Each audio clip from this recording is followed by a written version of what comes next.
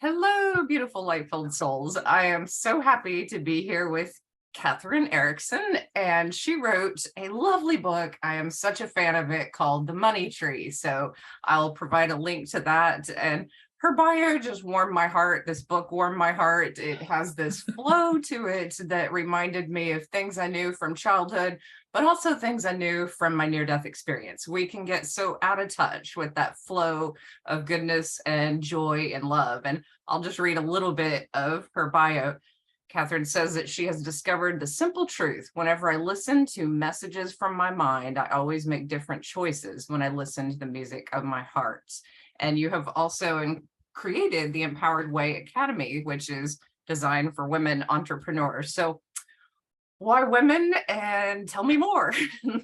Right. Well, I kind of fell into this whole topic of women and wealth because I grew up in a family that was very male dominated. And my mother didn't really handle any of the money. I didn't have her as a model. And my dad took time with my brothers, but not with me. Because that just was the way it was. I was supposed to, go to college, meet somebody, get married, have them provide, and, have a family. And it wasn't until I was in my 50s that I realized, wait a minute, I've got money all wrong. And when I started talking with other women, I found out that they have the exact same kind of misbelief, the illusion of money versus what it really is. So that's when I fell into the coaching and writing the book and creating the courses. You know how that goes. Yeah, so tell me more about, I read the book, but for those who are just getting introduced to you, what is it really? Yeah, money is energy, but it's energy that has consciousness. So that may sound a little odd, and you've probably never heard that before, but I've discovered it to be true. And when I say money is energy that has consciousness, it doesn't necessarily decide where it's going. Rather, it looks for like kind consciousness or vibration. You can use the word vibration too. So money is a concept. It's not real. We're the ones who put the stories on it. We're the ones who decide that it's good or bad, or that I'm good or bad with money. And when you can take out those judgments and those self-criticism, self-doubt, it just becomes another tool to further and expand the life that you're here to live. Yeah, so there's a lot of fear in society right now, especially with inflation going up. And I loved your book because the woman in the story had a lot of fear and a lot of pain and a lot of trauma around work, money, worth, self-worth, and a tree. I personally go to trees. I find them very loving and very stable, and I just love them. But I think they also help us process grief. But back to the question, there's a lot of fear in society. What would be some tips that you could give people to get out of fear and into flow, no matter what is going on? Right. Thank you. Great question. So, first thing is, don't believe everything you see or read.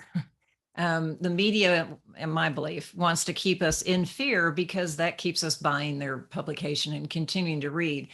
It's important to step away from those external sources of information and go within and discover that you have your own source of abundance. You have that connection, but you have to go within and take your awareness within to find it.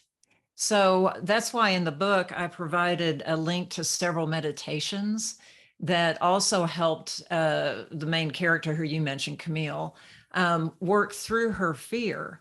And it turns out she, like everyone, created or absorbed beliefs about money when they were early in their childhood and you didn't know any better. So that's what I want to help people unearth, are those kind of hidden limiting beliefs that are holding you back, and show you that that's your truth as long as you believe it, but there's a bigger truth. And that bigger truth is you're here to live, survive, not survive, but thrive and expand what it is you're supposed to bring to the world. So for people who have a lot of subconscious beliefs, or that maybe they grew up in an abusive home, or they grew up in poverty, or they've suffered being displaced, in a dramatic way, and have a lot of trauma. How do you begin to address those subconscious programmings? I mean, meditation is great, but I'm a big fan of different people like Lisa Romano, who really just remind people that the subconscious mind can be reprogrammed. I think it can be reprogrammed through love, through meditation, but sometimes people struggle for a long time and they don't understand that these concepts are holding them back. Right. Well, obviously, if you've gone through very traumatic childhood, whatever form it took, um, go see a professional. They can help get you on that path towards growth and expansion. If you just find you're functioning and you're doing okay, but you want to do better and you think there's hidden beliefs, you don't necessarily have to find all the beliefs.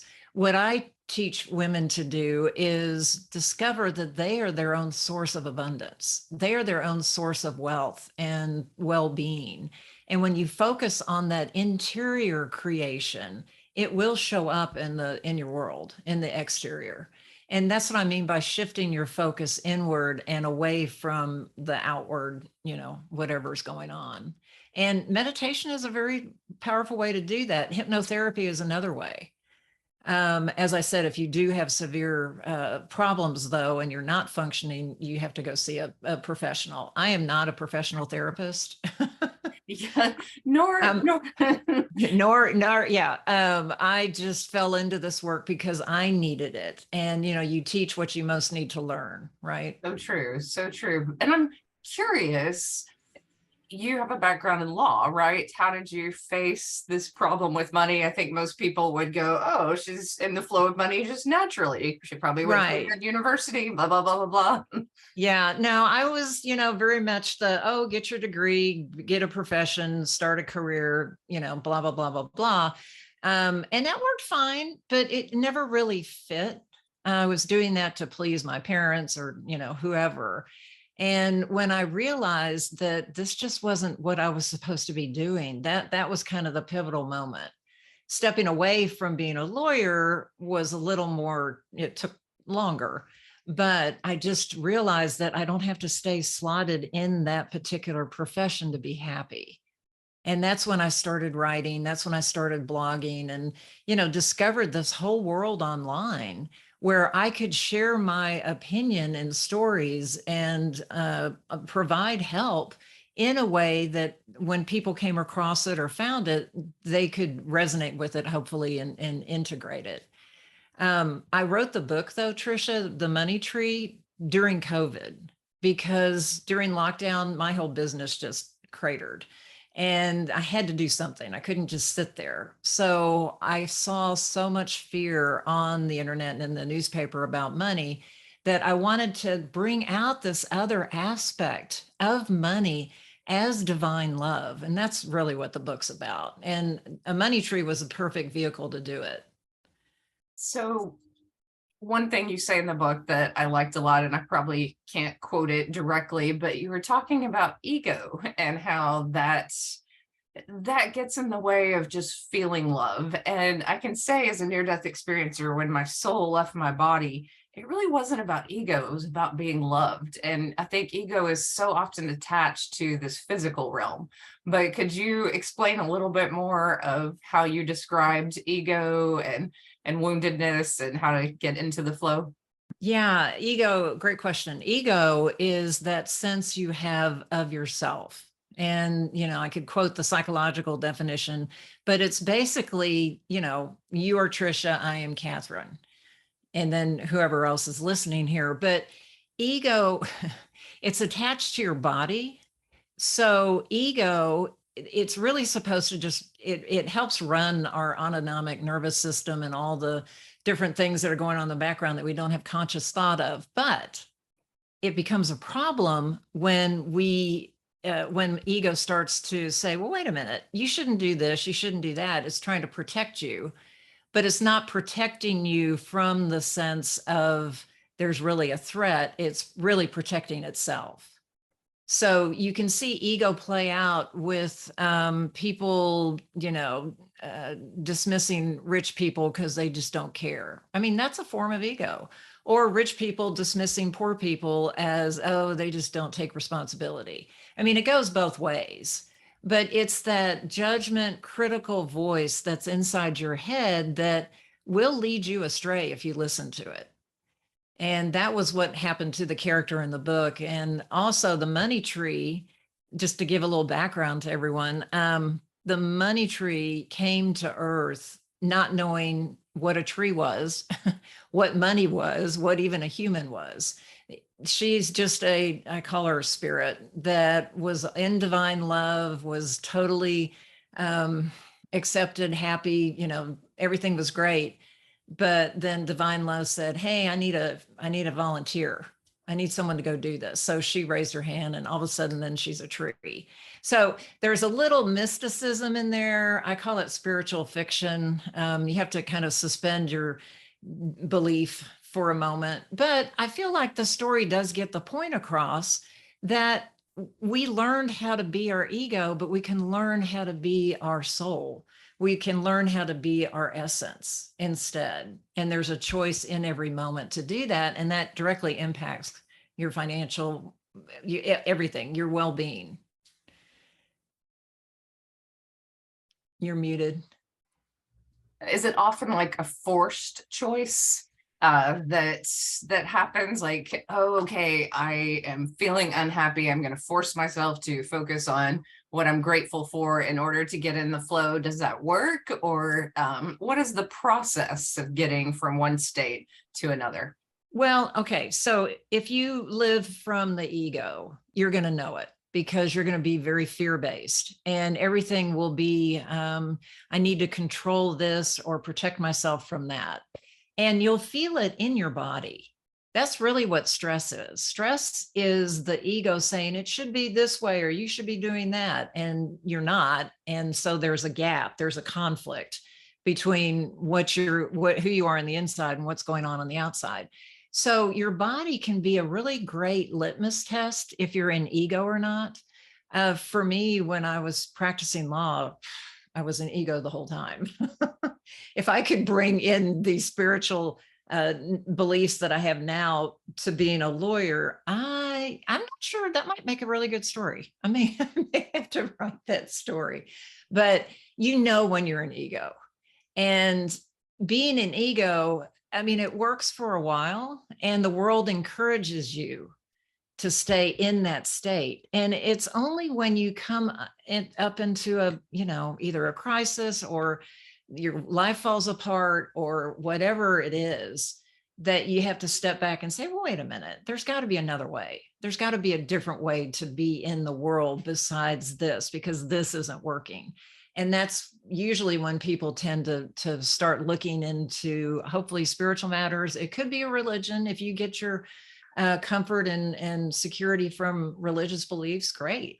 But there's a questioning that goes on, and there's a curiosity about, well, is there another way? And look at that person. They're really happy. How are they doing that?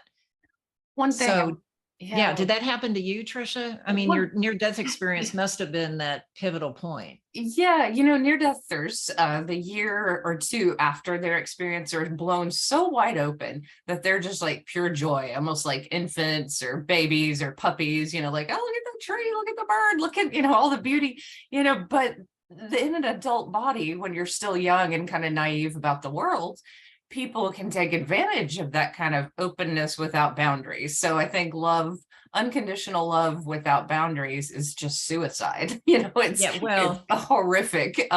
But unconditional love as a healing force is what this world needs more of. And I think we're trying to begin to imagine it. I think many of us can imagine it in our flow states in ourselves, but how to give more of it to the world. I mean, like the courses you teach, do you feel like you stay in that flow because you're able to give love and able to empower others? Oh, absolutely. And before a coaching session, for example, I always just offer up to God, allow me to be your channel, allow me to be speak the words that will help this person. it's not me doing this. When I wrote The Money Tree, it wasn't me. That totally came through. I don't know if you'd call it a channeled work or whatever, but as I was writing, and especially the parts where divine love is speaking, that wasn't me. That's So great. So, yes, I yeah, know exactly what you're talking about. I'm writing a new book right now, and so I'm good. inspired by yours. I'm writing a young adult novel, but I want part of it to be this grandmother's voice that's coming from the other side, and so she's Exactly. talking from heaven to her granddaughter to help her with various situations, and so that part is coming really easy because that's the I know. channel part. The nuts and bolts of, oh, did I get the dialogue right? Am I doing this right? That's the challenge. So I know, being immersed in a book, the joy, the inspiration, and the challenges as well. Right, right. And what I love about writing fiction, I'm sure you've touched on this. You get to create your own world. I mean, you create the characters. What's their internal conflict? What's the external conflict? What is their goal? And in each scene, you can help that character transform and develop, or they go backwards. But you're kind of the director behind the scenes, deciding which lever to pull. Yeah, we get And to play God for a little bit. yeah, exactly. Exactly. And it's really fun. It is. It's hard. I mean, I'm not discounting that. Yeah. I'm in the middle of writing a book right now as well. And I'm still Oh, in very much in the character phase. Like, well, what does she really want? Why does she want this? What's the misbelief and when did it come up? All those questions. oh, so is it a follow-up to the Money Tree, or is it totally different? I thought about writing a sequel to The Money Tree, but I feel like it should stand on its own. Kind of like Flow is the tree. There's not going to be another Flow. That's it. Yeah, Yeah. I But get it. I just liked it so much. I know. Well, maybe there is a sequel. I don't know. I wanted to kind of create another book, a story kind of about grief and how people handle it and what that does to them when they don't. Yeah, that's a topic that I address a lot as a near-death experiencer. And I I think bet. the deepest grief I observe is parents who've lost kids. That seems to be one of the most challenging forms of grief, but grief in all its array. I often tell people in the midst of it, like, just wait for that moment when spirit comes through, when you feel that Mhm. moment of connection from the other side, when you have a dream that's really healing in some way. I'm curious, do dreams play a factor in some of what you write too? Are you inspired by dreams? Not so much. It's more meditation, what comes through in Yeah. meditation. Interesting. Yeah. Interesting. Yeah.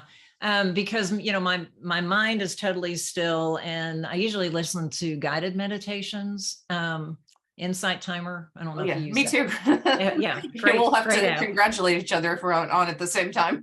You're right, right. But it's more, I can get into that state of just acceptance and receiving.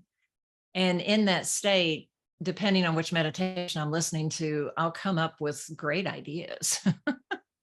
Yeah. Something the meditation teacher says will trigger something that, oh yeah, okay, I got to write that down. So that's just the way my brain works. I don't know if that's how other authors work. Sometimes I think people who are intuitive definitely have that process for sure. But who are you inspired by? So I kind of like musicians, they always talk about the various people that inspired them along the way. Who are some of your inspirations leading up to this? Yeah, the first person that I really got into when I started on the spiritual journey was Neil Donald Walsh, Conversations with God. Yeah. And that just made so much sense to me.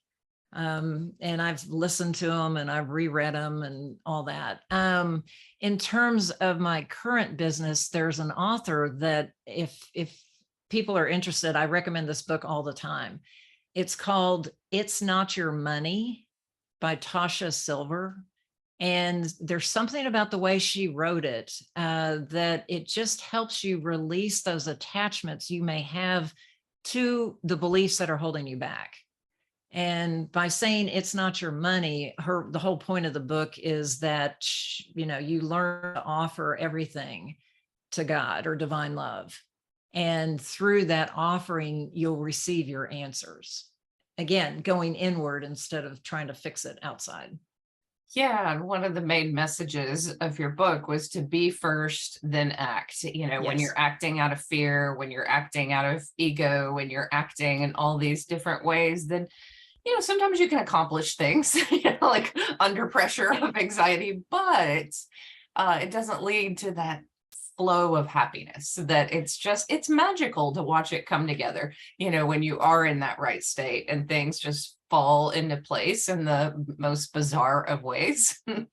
And I'm so glad you brought that up, because I always like to say we're called human beings for a reason. And we forget about the being part. We just focus on the human action, go, go, go, accomplish your goals. And, we're coming up to the end of the year and, what's your goals for next year and blah, blah, blah. Well, the being part, to me, that's when I shifted into focusing on being, that's what changed my life in all areas, not just money. And part of it is how I define the word being, BEING. When you think of it as born to express or experience the infinite nature of God. That's what I believe we're here to do. We're supposed to express and experience and embody the infinite nature of God. And when you start from that point, any action you take is going to be so different than what your mind tells you. Yeah, I know what you mean. And that's a beautiful explanation. I think the chapter that maybe people will struggle with, that all people struggle with, is probably events are neutral. That that belief, because our minds add our feelings or our pain or our judgment to certain events. And it's very hard to have that far away perspective from things, to go. Meditation helps, but could you explain the message in that particular chapter a bit more? Right, right. Events are neutral. So what that means is if I took this water bottle and just poured it all over my desk, you would have a different interpretation of what happened than someone else standing in the doorway. It's our minds are meaning making machines. That's the purpose of them. And part of the reason for that is to protect us, because you have to decide if that shape behind the tree is a saber-toothed tiger or is it just a rock. So when our minds seek meaning and then we believe it, that's where it becomes problematic, can become problematic. So if you believe all rich people are evil, then you're not going to recognize when a rich person does something totally selfishly or unselfishly, because your belief, the lens that you're looking on, is that all rich people are evil. That's just one example. So what I show try to teach my clients, and I hope comes out in the book, is that when you become aware of these beliefs that you have attached, these meanings, these stories that you have attached to that event or that person or yourself, you can't change until you become aware of it. And then when you become aware of it, that's when you get to decide, what, was that really true? Or did I pick up someone else's belief? Or was that just because at the time I couldn't see any other possibilities, but now I can? So there is a bit of retrospective meaning changing going on, but it's also from this moment on, am I going to believe that?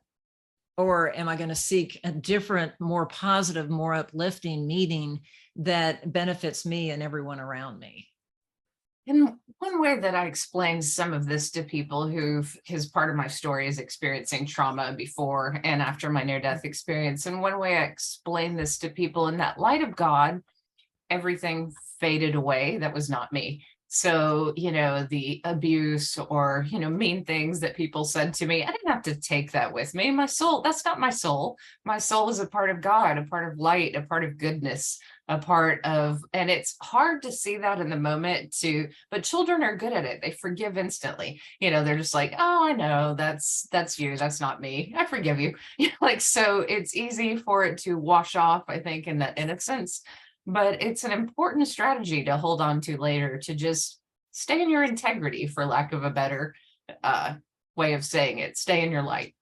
Right, right. No, I love that. So you just reminded me also, I've written another book called Drop the Leash, Let Go of Your Past and Love in the Present. And it's about a dog who has decided, you know what, I'm tired of seeing humans just wrap themselves up in pretzels. They don't need to, they need to live like a dog. So Avatar, the narrator, takes you through, how do you forgive? How do you stay in the moment like a dog? And the biggest thing is, you're not forgiving the other person, you're forgiving yourself for the story that you told about the other person. Yeah, Yeah. that's Yeah. And beautiful. that's a, that doesn't happen just because I say it can happen or you say it can happen. When you're ready to let go of that old story, this is a way to help you do that. And Yeah, it has to be wow. on your development, on your timeline. I don't necessarily believe in karma, but I do believe that we're here for a reason, each one of us. And we all get to the point where we may be dissatisfied with what we thought we were doing. But how do you find out what you should be doing? Again, go within. That's the key. And it may be some of these old stories that, oh, well, that person did that to me, or, this didn't happen this way, and that's why I'm this way. Can you see how those just limit your perspective versus, okay, I thought that then, I don't believe that now, and there's all these other possibilities. It's so much easier to see it in other people than ourselves. I know. Like it's so easy. Absolutely. It's so easy to see, like, oh my God, that person had that type of parent. And now they see the world through this Yeah. lens of that parent. Like we can see it in others. So hard to see it in ourselves. That's so funny. And of course, I don't go around telling people this. It's only, on podcasts like yours or in articles. If somebody asks me the question, sure, I'll answer it. Or if you hire me as a coach, sure, I'll help. But it's ultimately up to you to make that decision that, yes, I want to grow in this area. One of the most profound insights of around judgment in my near-death experience was seeing how I judged others and how I missed out on the goodness of their souls. So, the really beautiful elements that someone took the time to pray for me, and I just judged their outward appearance and their age and, their profession. And I thought, oh my goodness, how silly and superficial. I'll always look to the heart of people, from now on. Like that's where it matters, that the heart Right. of Well, what people want to do. and the behavior could possibly be from ego energy as opposed to essence energy. But if you can see past that ego behavior to the essence, you'll always find that divine love. The person themselves may not know it, but you can find it.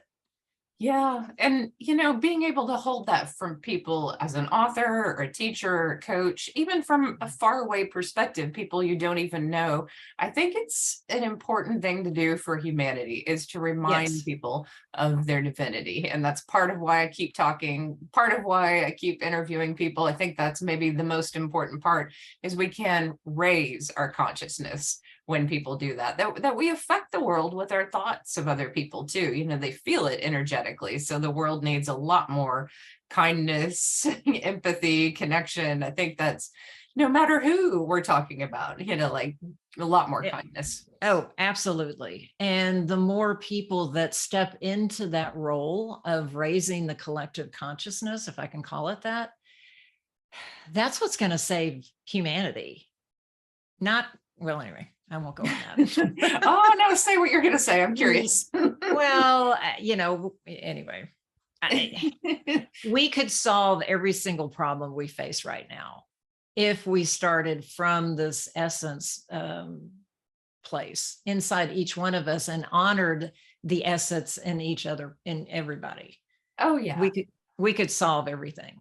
I agree. I agree that there's solutions that are found through empathy and connection and through just understanding. And Yeah, there's so much division and polarization, and today we're filming on election day. And I think it's important to just remind people that the answer is working together, not working against one another, that Right. the answer is always coming together and remembering that we are so much more similar than different, that we are each searching for quite similar things. I mean, after my near death experience, I kind of realized that most of humanity, I mean, they want to be in the flow of abundance, they want to have love in their life, and they want to be Mhm. healthy. I mean, those are the basic three. Right, right, exactly. And because people have those basic desires, let's honor that. So there's an old parable that I may not be able to tell this right, but let me just make a stab at it. You know, God wanted to hold that secret that people are really part of the divine, but he didn't know where to put it because he knew people weren't ready to see it. So he asked the eagle where he should hide this light. And the eagle said, "Oh, I'll put it on the highest mountaintop and no one will find it." Well, no, that wouldn't work. And then the whale said, "Oh no, I'll hide it in the ocean and they won't find it." And no, that won't work. And it wasn't until the blind mole stood up and said, "Put it in their hearts. It's the last place they'll look." Oh, isn't that beautiful and sad? I am sad. I know. So I feel like for me, I'm trying to point to your heart and say, go there, because your Yeah. heart is the entrance or the portal to the soul. Yes, yeah, I agree. Like there was no fear in dying. And I think a lot of people like think that that's such a fearful thing. But the way you describe the essence of the money tree coming into being a tree and discovering it, I think people are very much the same way. Even after a near death experience, I had to like discover myself again. Like, why? Why me? I was once connected to the all. And so I think that connection we understand over there. There's so many, the time space continuum, all these things that philosophers love to talk about. It's just understood in the blink of an eye as soon as you leave this physical form. Like all the questions are kind of answered and you're so relieved. It's just kind of like, oh, why do we keep using our minds and discussing all this when we come Exactly. here to use our hearts to Yeah. that's the beautiful story. Anyone, whether they're rich, poor, old, young, when they do something fully from their heart, we can't help but be amazed, but be joyous for them, but to be inspired. Right. And what's really interesting is, when someone has done that. It's your mind may disagree, but from in your heart when someone has authentically offered, whatever, or, has done something from the heart. And I think we can all learn that language. To me, the heart has a different language than the mind. And that's kind of been my purpose through this whole journey, is to listen to my heart as a way to gain deeper understanding of, you know, being human. Have you studied heart math or anything like that? I know of that website, Heart Math, right? And I know they've done some fabulous scientific experiments. And I can't quote the specifics, but I do know that the heart sends more electrical messages to the mind or the brain than the brain sends to the heart. And the heart is the first organ to develop in a fetus. Yeah. And the fetal heartbeat is what, 6 to 8 weeks. And then the best blood goes through the heart. And it's an amazing organ, but it's also an amazing concept, because that's our connection. We don't connect necessarily with our minds, we connect with our. And when you recognize the other person's heart, no matter what they look like on the outside, that's where the true connection comes in. Agreed. Agreed. There's a lot more intelligence in the heart and gut than people realize. Yes. That the smartest brains in the world, if their heart's dead, it's who cares, at Yeah. some level. I mean, that isn't really what changes the world. That isn't really what sends that resonance through humanity that opens us up in different ways. And really, it's the next evolution. I mean, I believe is being connected to others, knowing that connection, being aware of it. And that's what many near-death experiencers have seen. Well, and you've referred to that community. I'm curious about it, the near-death experience community. It's been scientifically proven, hasn't it, that you everything on the table died, and then you came back with this to some unbelievable experience. But it has happened to so many people that you would think there wouldn't be any doubt about it. Do you still do you still face that or encounter that? Well, I think there's this, and I could be wrong, but this is how I see the stages of evolution. A lot of people are raised in very constrictive religions, and then maybe they become agnostic, or they just don't care, or they say they're not religious, and then they become spiritual and realize, like, oh wait, there is this connection, but maybe it's not exactly the way I thought it would be. So I think I face more. I'm sorry, my dogs are playing in the background. I think I face, and near-death experiencers face more judgment from people who are Christian or very religious than they do even from agnostics. Right. Well, yes. The Christian perspective can unfortunately be used to judge, which to me is exactly opposite of what Christians are, who they are. But yeah, unfortunately that, and again, it goes back to behavior. It goes back to, what does that person believe and what is their ego telling them versus who they really are. Right. And these experiences are individual and personal, and it's hard to explain how consciousness meets us where we need to be met, and then they're more extended at different times.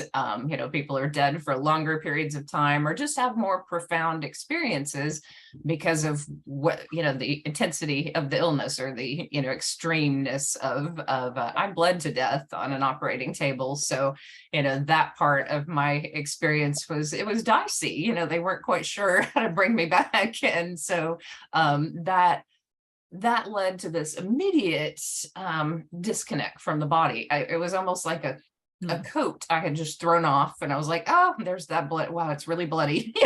Looking down at the body, just, it wasn't me. And I think that is where the ego drops, because we think this is me, but exactly. The minute you experience that you're so much more than that, that's where I think these concepts of flow become a little easier. However, we're all back in this world, we're indoctrinated and we're empathetic to what we hear on the news and what other people are going through. And I don't want to not address, even though I touched on it, what is fearful in the news. So I think people are worried as they see inflation and as they go to the grocery store and go, I can never pay this much for groceries. And they start freaking out, honestly, about survival and about where the world is headed. And that's not the right energy. The energy I tell my students to focus on is we're going to get through this together. Even in the worst of times, people have become incredibly successful by looking out at the needs of what others need.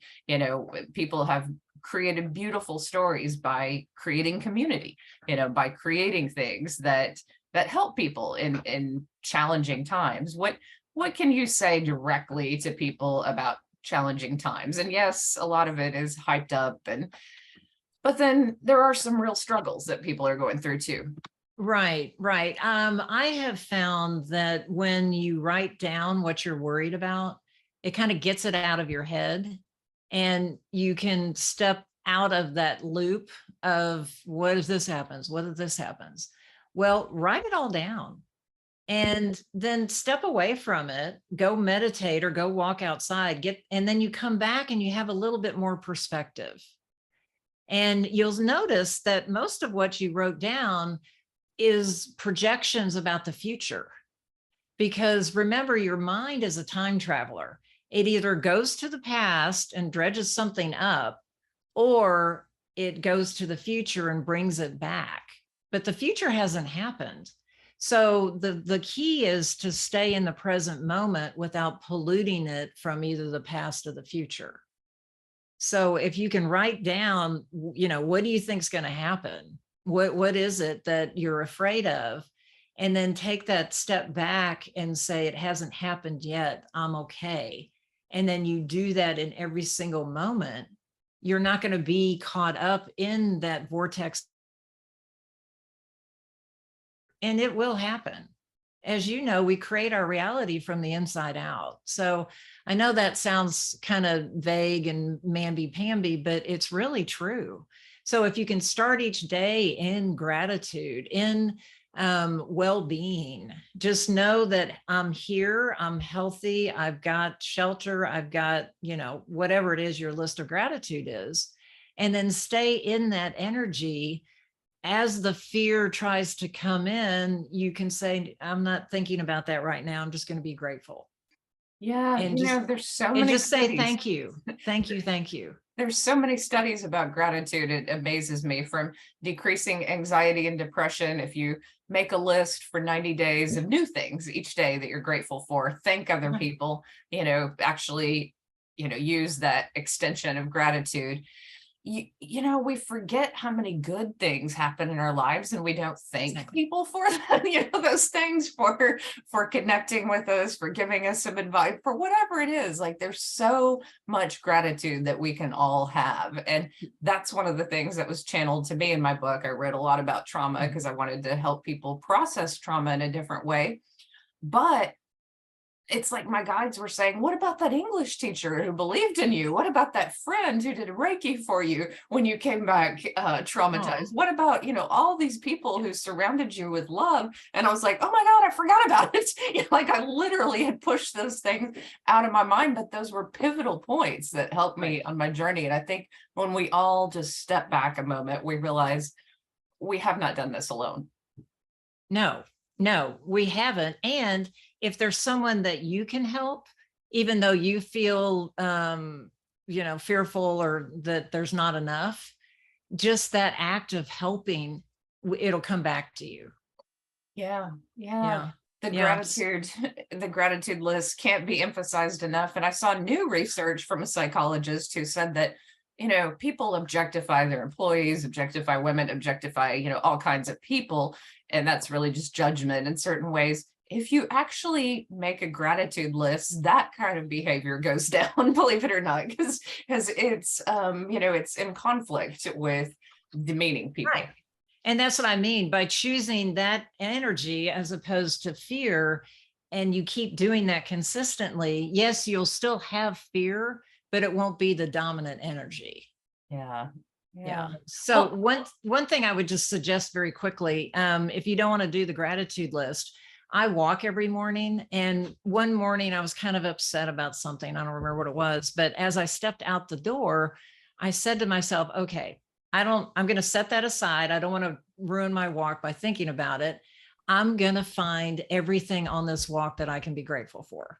And so I did my 2 miles and just kept saying, thank you, thank you. And it was a gorgeous morning that I totally would have missed if I had stayed in my upset. And then when I came back, I had a little bit broader perspective and I was able to see, oh, well, that's all I need to do is, X, Y, Z, as opposed to being caught up in that emotional storm. I know what you mean, and I have to let you know that trees are important to me and other people too, and in kind of a similar way, but they also house some of that grief. So when I've gone through really difficult times in life, I'll meditate near a tree, and I picked a tree on a particular walk. And then every time I picked that tree, it was almost like a little bit of heaven had descended upon earth, that there was just a little bit of a breakthrough because of that moment. And I know someone, Dr. Sharon Prentice, who lost a child, and she was angry at God, just angry, at everything. And it was also a scene, a tree, a certain place that she went to a lot, to start beginning some of that processing of grief. So, there is something incredible to learn from our pets, from nature, from Mhm. just getting into that flow of something outside of our heads. You'd be surprised how many students spend 12 hours a day on their phones who don't just Oh, step outside, and anxiety is skyrocketing in that demographic. And I literally just take them out to the river and we do a walk sometimes, and it's a silent walk, but we just walk really slowly and talk about awareness after that and do a short meditation. I think it's so important. They all feel better afterwards. So I hope it sinks in, that you right. can shift your mood from these acts. Yeah, that's I'm glad you're doing that. I It's just can't imagine staring at a screen that long, but yeah. people do, and that's their choice. Yeah, right. And you mentioned dogs. My dog is all over me during this interview, so I guess I'm supposed to ask a question about that book. And there's a dog in the money tree, Rumi. Well, yeah, And you yeah, you said Rumi said he only wanted his owner to be happy. And I think yes. that's so often the case. Yeah. Yeah. Dogs, when you really look at them and how they behave and react, I mean, I can accidentally step on my dog's tail. Oh, I'm so sorry. And then, a half second later, he's fine. He doesn't hold on to it. He doesn't, but I believe dogs have emotions. If we're not paying attention to our dog, I mean, she will pout.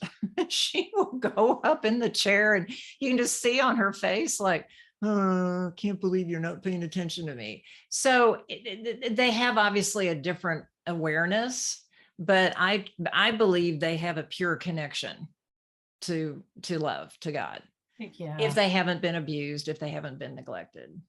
Yeah, there is something truly pure about them. So I'm definitely going to read your other book. And is there anything you'd like to end with? I'll put all your links below in the show notes.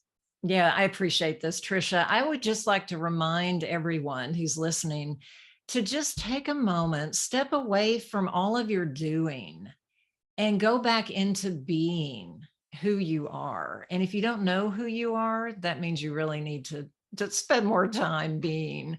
And I've been on my own journey just like everyone else. I don't know what your journey is, but going back to your heart, listening and dropping in cures everything. Well, thank you so much, Kathryn. I really enjoyed this. And to everyone listening, please check out the links below. And also, if you're writing during NaNoWriMo, I have a writing group that is, we're going to meet and convene at the end of November and talk about our journeys. So, if you'd love to join us, I'll have you stop in. I hope you're writing a lot this month, Kathryn. Yeah, I am actually. I wouldn't mind doing that. Thank you. Yay. Cool. Yeah. All right. Well, thank you, everyone, and may you be blessed.